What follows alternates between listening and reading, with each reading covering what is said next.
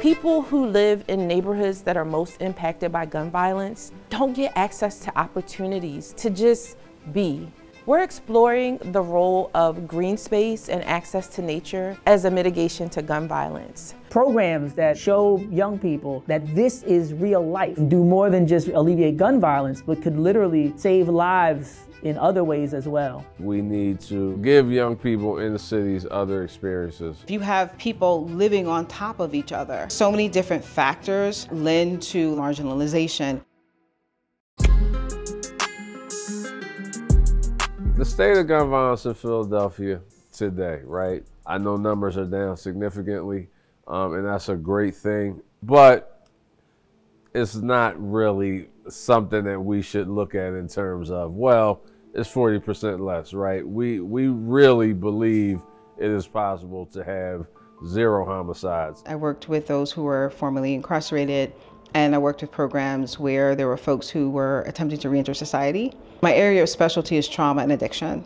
My work over the past 20 years has expanded because I've been able to see the need and why, these services being tailored to our specific needs is important. I think one of the primary causes for gun violence in the city is a lot of people are dealing with traumas and a lack of capable mediators or even internal factors like a skill set for de-escalation. There are communities where there's greater access and legal justifications to possess and to carry firearms that might have lower rates of violence in terms of the use of guns in conflict. So it can't simply be the presence and it can't simply be legislative.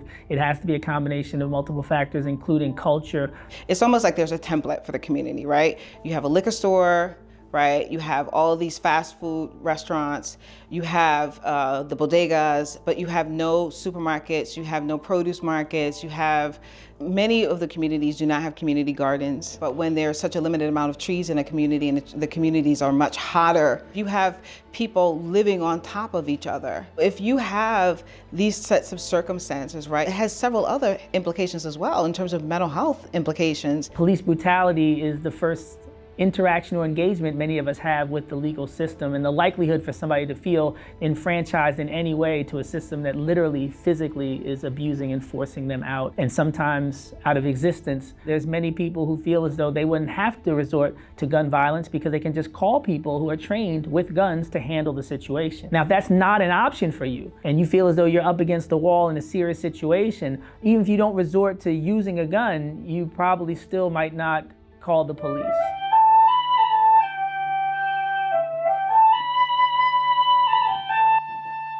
When it comes to the denatured design of many African American communities historically, I think of issues like sundown towns. Black people were, even if allowed to work in communities, were advised, sometimes explicitly, not to be there when the sun goes down, or else they, might be the subjects of brutality or even a lynching. So when people call people, for instance, a porch monkey, not realizing why people wouldn't want to leave their porch.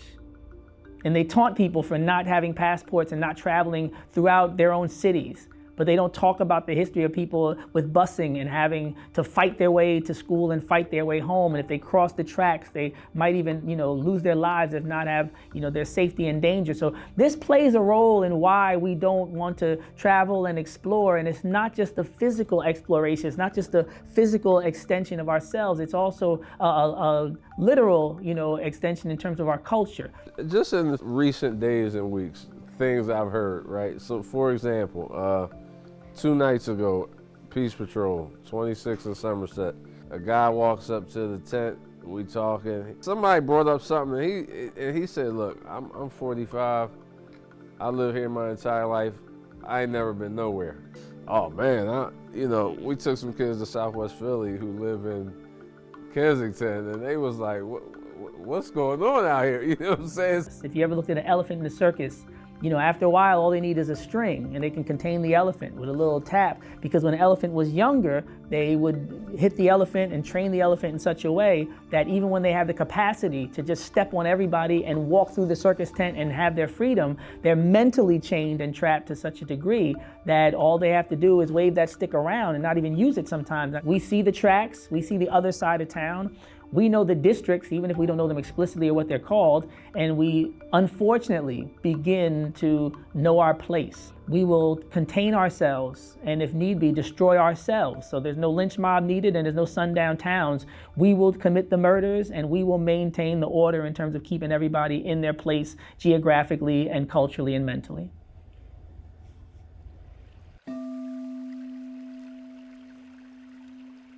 I thought about a particular client. She lost her son to gun violence.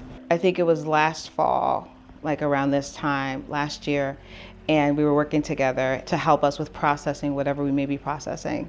I do something called nature-based therapy, which means I take my clients out into nature, and nature is like my co-therapist. So we get to this particular path, and there's trees to the left of us, and there's water to the right of us. I asked her, I said, what calls out to you? And so she's looking at the tree, and the tree has lost some of its leaves. And she's like, well, she says, there's death and life, right? She says, like, the tree is still standing, but the leaves are dead from the tree. And she's like, but the tree is still a tree, even though it's lost its leaves. My name is Taj Murdock. I'm the CEO and founder of Men of Courage Mentoring Program. Are we ready?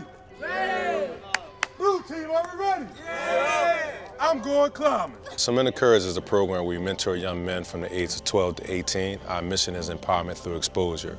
And just being away from the city. What was that like, specifically being away from the city? When I went up to the Poconos, I felt like from people we did meet, even though I didn't meet that many, even though I didn't talk to that many people I did meet, they're not as ignorant as people people in the city. As you can see here, we do a lot of our circles of courage, where we get our young men to come in, be in a safe space, talk about some of the things that they may be challenged with, but also we encourage and celebrate their triumphs. I'm Mihaj Brown, 14 years old, just went to the 9th grade this year, and I was shot before, obviously. But yeah, and I was thinking about this last night. I would say just don't give up on your dreams, man. Dreams are something that like keeps us going. It keeps us alive. You just have to keep getting back up and trying. That's what I did. I didn't let what happened to me, I didn't use it as a crutch. I used it as motivation. We're big on enriching and empowering the young men, but we also understand that with the traumas that they face from a lot of gun violence that they see in the city, oftentimes they don't get a chance just to be youth. We have a basketball court outside. They'll shoot the ball around, throw the football. We put up giant Jenga, you know, what is that called? Beanbag toss, all types of stuff just to have them be able to opportunity just to, again, just be young and enjoy that. I want y'all, because I want you to experience that, like really putting your feet in the grass and how you'll begin to feel more energetic. You're looking at me, but I was the same way. When somebody first told me that, I looked at them the same way, like, I'm not putting my feet in the grass.